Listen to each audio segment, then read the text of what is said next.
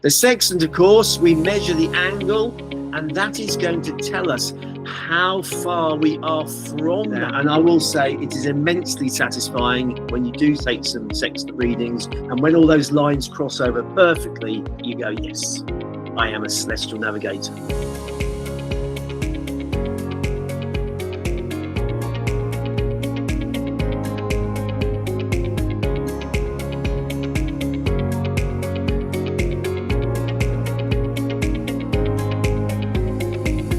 So good evening, everybody. I'm really very happy for you to all come along. I'm going to tell you a bit of a story, really. This is how it all began. And I actually, in my mind, I always thought it was 1979, but I found an old logbook which tells me it was 1981. So 1981, I got my very first job as a junior computer assistant, such thing. Anyway, I bumped into a friend one day and he said, "Oh, do you fancy doing a trip across the Atlantic on a sailing boat?" And much to my parents' chagrin, I went home and said, "I'm giving up my job, which I'd only just started, to sail across the Atlantic." And the skipper said to me, "If you come down to Bursledon," which is where the boat was, he said, "if you come to the marina there and walk down, you'll see a white boat at the end of the pontoon." And he said, "You can't miss it." Well, I couldn't miss it. Remember, this is 1981. I was fresh-faced 21-year-old. And at the end of the pontoon was this amazing boat. It was the very first Swan 76 to be launched of the production line. Certainly in my book, a Nauta Swan was the Rolls-Royce of sailing boats. It was absolutely superb quality. Sparkman & Stevens design, which means she was really beautiful. And there she was. And back in then, a 76-foot boat is big even today's standards, but back in 1981, she was massive. So I felt very privileged to do a trip on this boat. Now, remember, this is 1981. The Americans had just put the GPS satellites up in the sort of mid to late 70s. Nobody had access to GPS. It wasn't around. It didn't become really commonplace until the late 90s into the 2000s, when it was cheap enough for most people, or some people, to afford. So, of course, we were navigating old school, and the skipper was navigating with a sextant doing celestial navigation. And I have to say that I was absolutely hooked. I was astounded at what he was able to do. And I really got a passion right back, and I remember it, and it sort of stuck with me throughout my life. And I find it hard to believe that after all these years, I now make a living teaching people celestial navigation. So it's incredible. But anyway, here she is, Swan 76. She was called Chamard, and that's the trip I did where I learned some celestial navigation. So what do we need to do this? Well, you will see there's a bit of a mixture of items on this picture here. If I just put my little laser light on it. So foremost, there you go, a sextant, which is a thing of wonder. I think they're actually amazing devices. They're purely mechanical devices, and what do? They simply measure an angle, but they measure an angle incredibly accurately. Certainly down to a tenth of a minute, tenth of a mile. So fantastic. Really beautifully engineered devices. And I have a bit of a passion for sextants. I've just bought my 7th sextant. They're wonderful things. So we need a sextant to measure the angle. We also need time. And I've got a couple of watches here. Now, generally speaking, I have actually got in my sextant box, I've got a Casio digital watch just like that, which is perfect for taking accurate time. But I have to say, part of the ethos and the attraction of celestial navigation is no batteries required. So in this modern age we live in, where everything is electronic and computer brained, then if I was going down the purist route, then I also do have a mechanical watch which has no batteries in it, but probably for real I would be using the little Casio. We need this book up here, the Nautical Almanac. And this publication, without it, we can't do celestial navigation, because it basically tabulates the position of all the celestial bodies. It's an annual publication because, of course, the universe is changing continuously.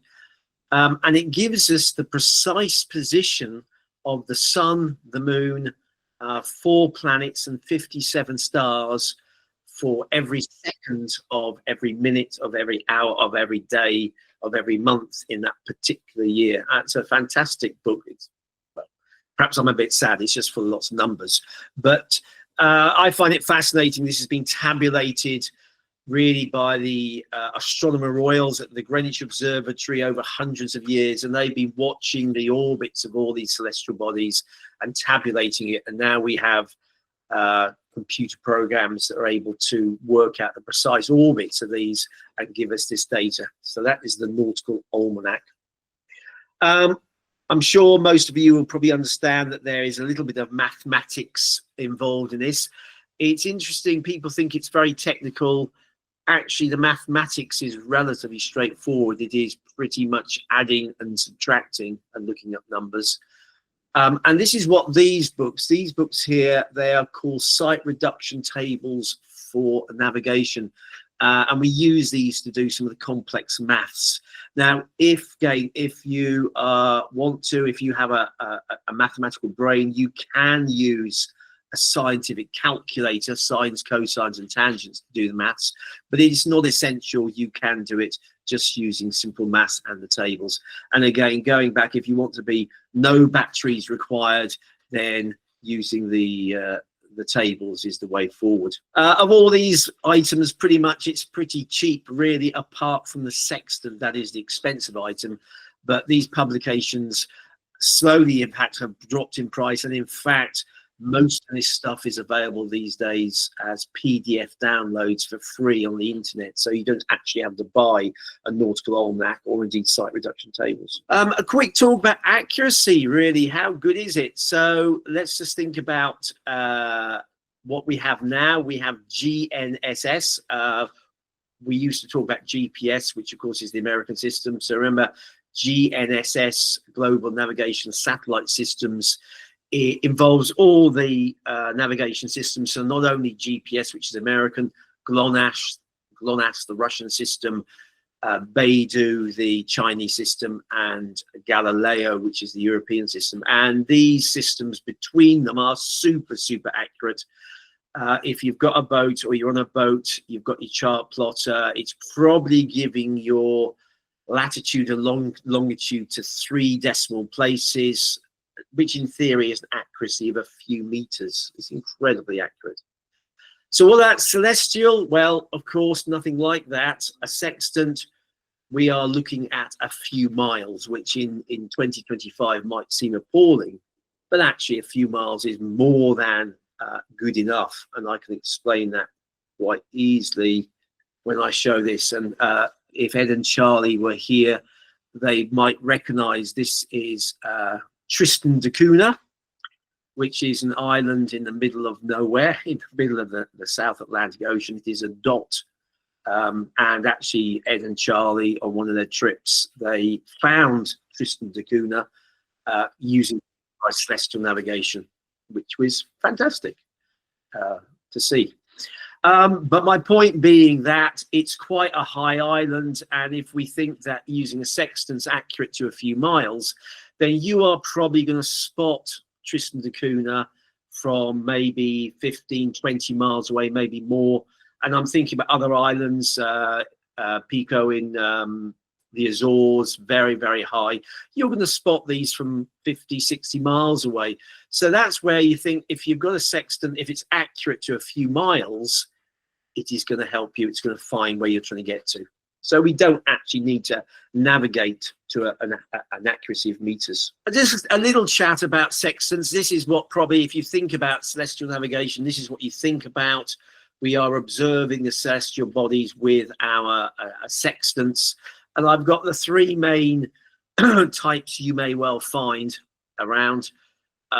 This is how I started on that very early trip with my EBCO sextant. This is a plastic EBCO sextant.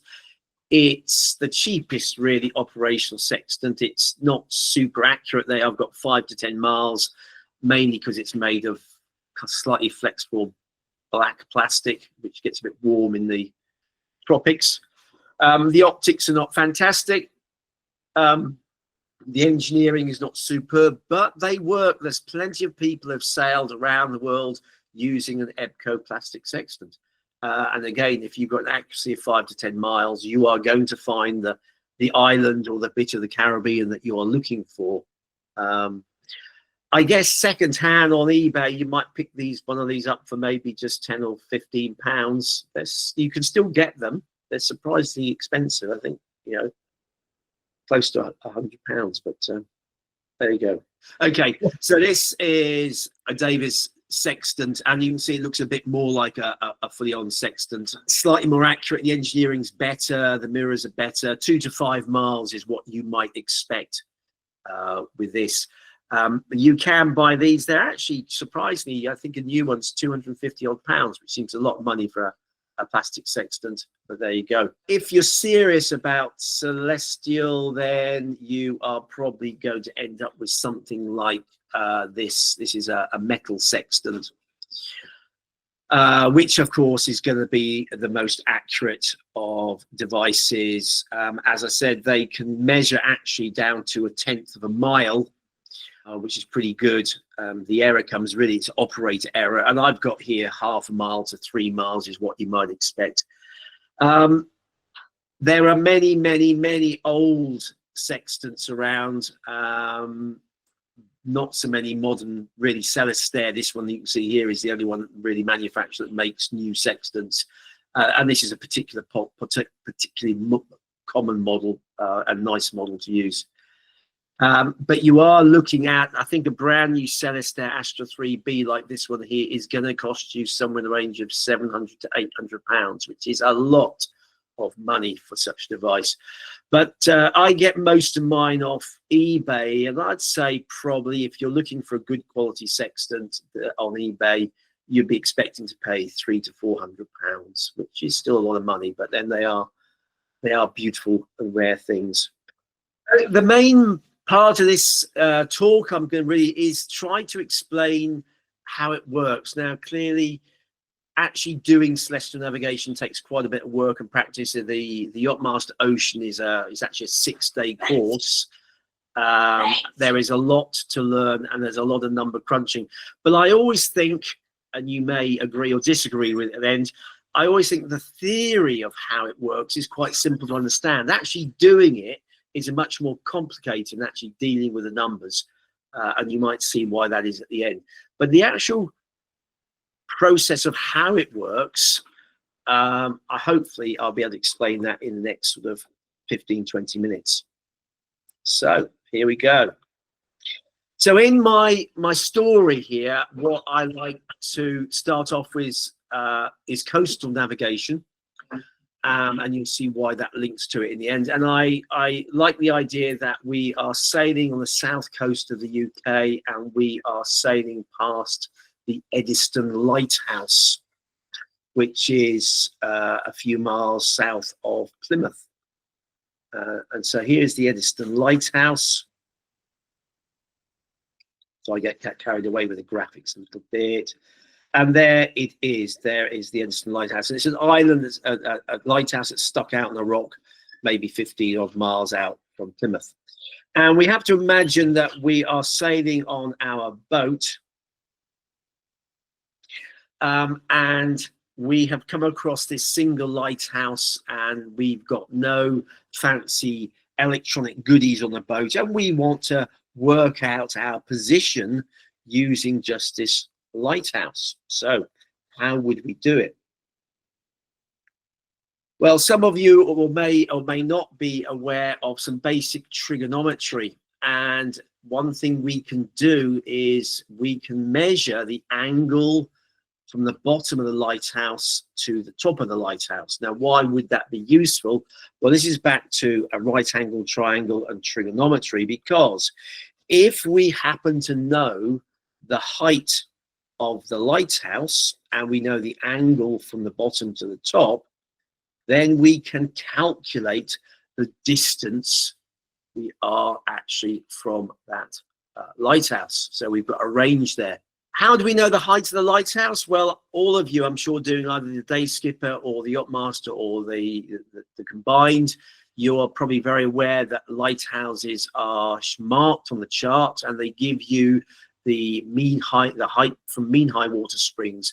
And people don't often wonder why that information is there, but the information is there specifically to do this. And people think, I guess, sextants are very much about doing ocean sailing and ocean navigation, but it was used, a very common instrument for coastal navigation, for working out their position. And so if we know the angle and we know the height of the lighthouse, then we can apply the tangent rule. It is the height of the lighthouse divided by the tangent of the angle converted into meters. And this is something called the VSA, the vertical sextant angle. You can work it out with a scientific calculator that's got a tangent button on it. Equally so, this VSA, vertical sextant angle, you can find this in most navigational books. And certainly if you look it up online, you'll find a VSA table where you simply enter the height of the lighthouse, the angle, and it tells you how far you are from the lighthouse. And can you see that if you are, if the angle is a bigger angle, then you must be closer to the lighthouse. So that's quite an important concept. So if we know how far we are from the lighthouse, then we can imagine we are somewhere on a position circle that is around the lighthouse. So this is what this dashed yellow line represents. This is a circle around the lighthouse, and of course the angle we've got on our sextant means we must be somewhere on this yellow line, because the range is equal all around this lighthouse. Obviously we want to know what part of this circle is on, and that's pretty fairly easy to guess, because we can just do that with a hand bearing compass. And this is something you'll be familiar with in your course. You take bearings on objects like lighthouses. And so if we can take a bearing on this lighthouse, where that bearing crosses the position circle is our position. And this was a very common way of quickly plotting your position when you were coastal sailing. Find an object on the chart where the height is known, quickly measure the angle, you work out the range, and then take a bearing. You could do it in a minute. So why am I telling you all this? Because this is about celestial navigation. Well, it's because celestial navigation is a very, very similar process. And you see there, the difference is that as opposed to measuring the angle from the bottom of the lighthouse to the top of the lighthouse, we're actually measuring the angle from the horizon to the celestial object, be it the sun or the moon or planets or stars. It is all the same principle. And this is exactly how celestial navigation works. So what we're doing is we're measuring this angle, and it's telling us how far we are from this point that is directly underneath the sun. And this point here, I'm just highlighting it there, is something that is called the GP.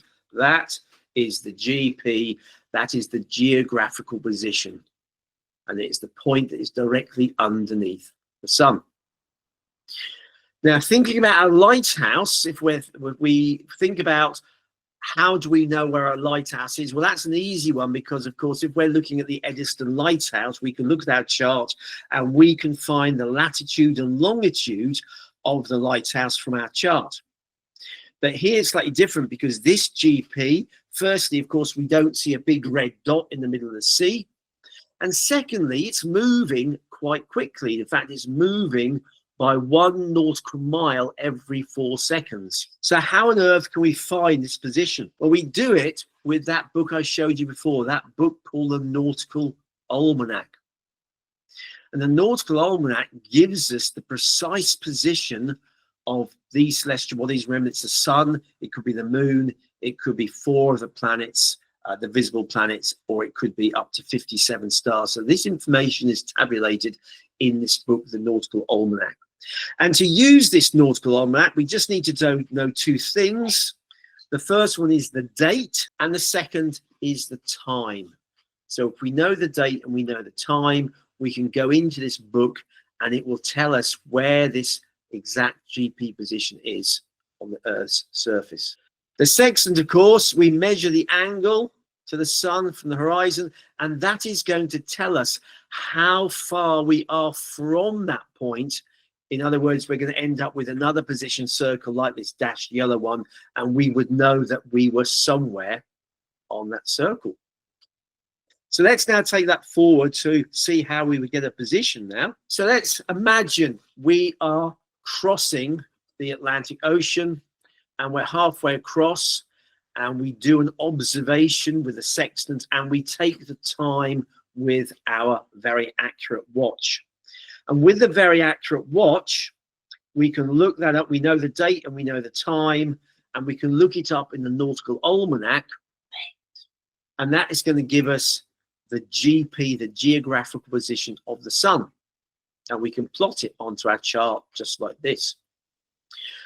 The sextant is going to tell us how far we are from that GP of the sun, and we can indeed plot it as a circle around the GP. And we now know that we are somewhere on this circle.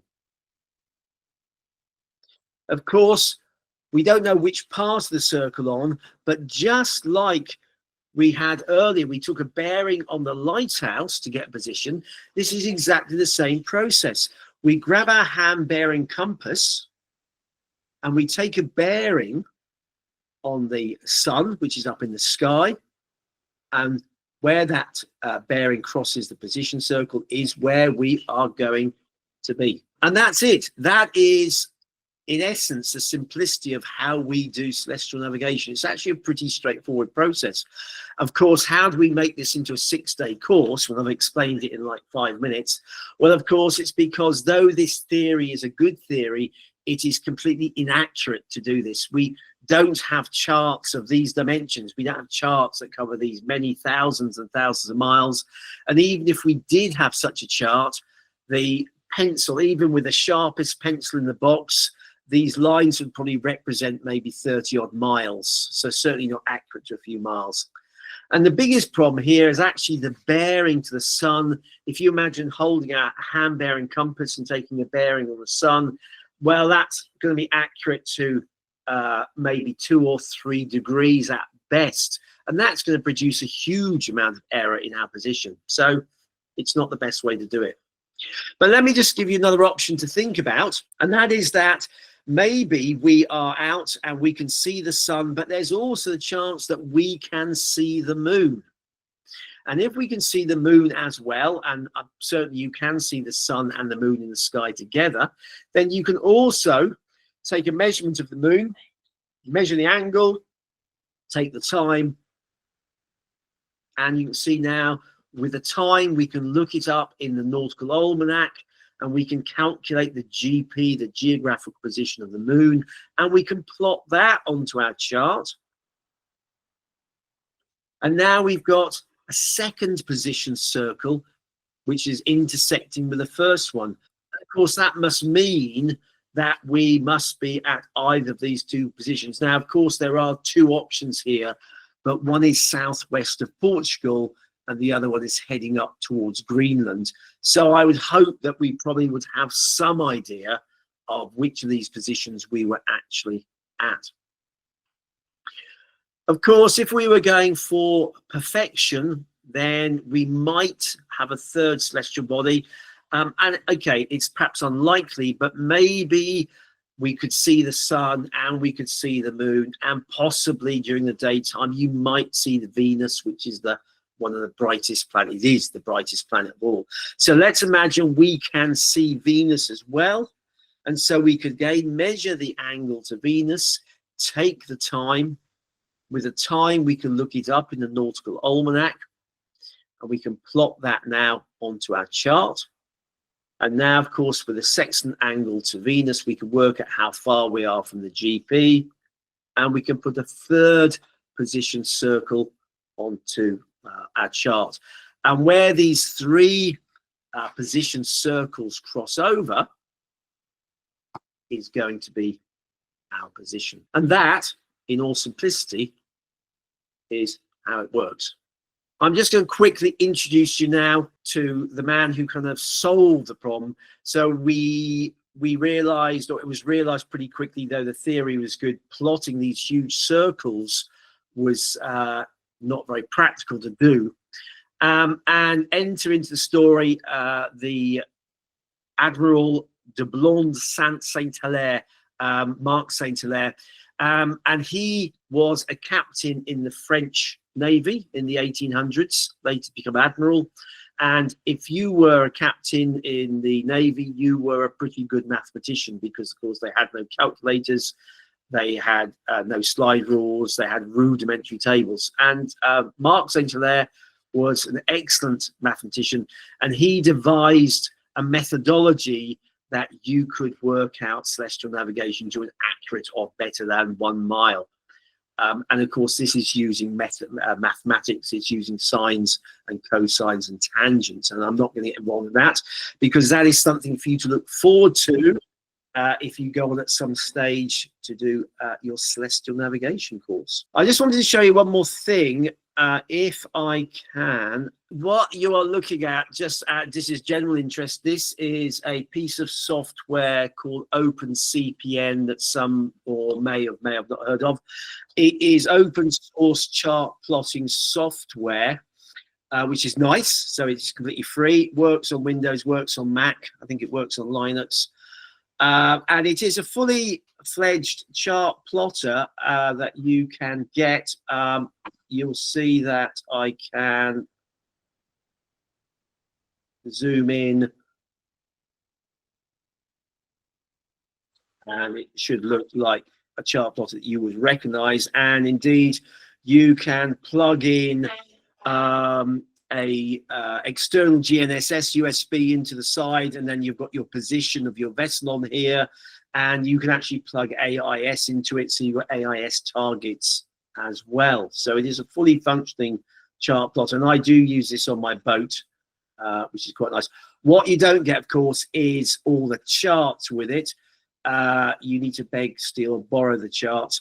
I did just check, actually. There are, I don't know if you are aware, but there are a few countries in the world, to name a few: USA, New Zealand, a lot of South America, then that all the electronic charts are freely available, because they consider it important that people who go to sea do have up-to-date charts. Sadly, in Europe and many other areas of the world, you have to pay lots of money to have charts. But anyway, the piece of software accepts lots of charts in different formats. So if you get the software for free and you can get the charts, then you will have a fully working chart plotter. Now, because this is open source software, there are lots of enthusiasts that write little plugins that go with this, and very nice. There is a very lovely celestial navigation module, and I often use this when I'm teaching, because it's quite fun just to sort of see the accuracy of your sites. Now, obviously, it's using electronics, and we like to do it with paper, but I just wanted to show you what you can do. So let's just come down. Coast here. So here is the celestial navigation module, just pops up there, and basically you can enter the sextant altitude that you've measured, and you can enter the time, the UT time, into the unit, and the almanac, the nautical almanac, is built into the software, so it does the calculations for you. And what it draws you these massive circles I talked about. And so just clicking on, you can see that green line appears, and that is part of, if I zoom out, you please see that is part of a massive circle that we are on. And if I click on now the moon, an observation of the moon, then you can see that that has got the moon, and we now got where these two lines cross over, in essence, is our position. And like I talked about earlier, if we could see Venus as well, then you can see then we can add that one into the equation. You could add as many celestial bodies as you want. Now, I've made these lines quite thick so you can see them, and this is something you can do within the software, but just so you can see how we can get a more accurate position, you'll notice that this minutes of certainty is really how accurate we think our position lines are. And I'm just going to bring that down to a smaller number. So I'm bringing it down to 1 minute or 1 mile, and then you'll see we've got a far more accurate, and we can actually zoom in here. And so you can see that you could actually use this quite amazing, really. So you could use your sextant readings and your time from your watch, and you could actually use a bit of software like this to plot your position without actually doing all the complicated maths. And it could be quite a useful backup if we have a problem with the GNSS satellites going down. But I just use it because it's a bit of fun. We can sort of see who gets the most accurate results there. Cool. I just wanted to show you that. That's good. That is OpenCPN. Certainly go and download it, check it out if you can. It's got lots of really nice plugins and useful features, and you can use it as a fully working chart plot. Good. So that is me done. The next step is a much harder step, which is to go away and do the course and get do lots of clever calculations and work it out. And I will say it is immensely satisfying when you do take some sextant readings, you do take the time, you plot it on a piece of paper, and when all those lines cross over perfectly, you go, yes, I am a celestial navigator. And remember, no batteries required. Cool. That's me done, lol. So if there's any questions or thoughts or ideas, then shout away.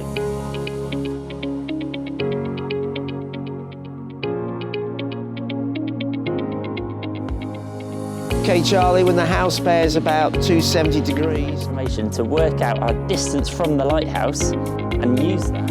We might be perfectly on track, but if we're not on time... Have a look, I've got my phone here at the effects it has on our steering compass. So our echo sound is working, we can find a contour and follow it nicely into port. Our left hand is pointing towards the centre of the lull.